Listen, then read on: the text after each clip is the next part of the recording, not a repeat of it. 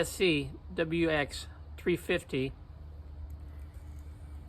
Still a good camera in 2020. This camera first came out in 2016. It offers a 3-inch screen in the back with 18.2 megapixels. This camera offers you a lot of different options when it comes to taking video and pictures. You can take up to 470 pictures. It does have a 20 times zoom Sony G lens with an aperture of 3.5 to 6.5.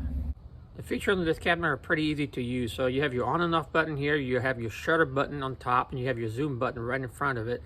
This is a mode dial, and everything on this camera is auto, so there's no manual options on this camera. Battery life, it should last you about 3 hours, and it takes about 2.5 hours to charge. It can be charged over here to the port on the side, and it does come with a little recharging cable, which can be plugged in right over here on the side. You can find new batteries for this camera online, and the charger as well, for about $5 if you buy one without it. The price range you're looking at on this camera, you should be able to pick one up anywhere between $100 to about $280 online.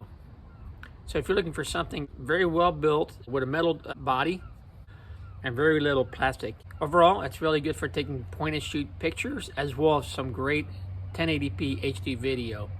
It's a nice camera if you're looking to first get started into blogging. However, there are some features that are missing on this camera. One of the biggest flaws is at the bottom here where you attach it to a tripod. You also have your HDMI. So if you want to try to do recording online while you're using the camera, you may not be able to connect it HDMI while it's on a tripod. Well, it's really nice, compact camera. You can just stick in your pocket. So if you enjoyed this video, please be sure to leave me some likes, some comments, and don't forget to subscribe so you can catch my next video.